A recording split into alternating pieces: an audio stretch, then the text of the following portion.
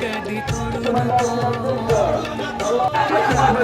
तुझ्या ताकद हाय भविष्य तुझ्या हातात हाय आपल्याला एकी दाखवायची हाय असा कसा तू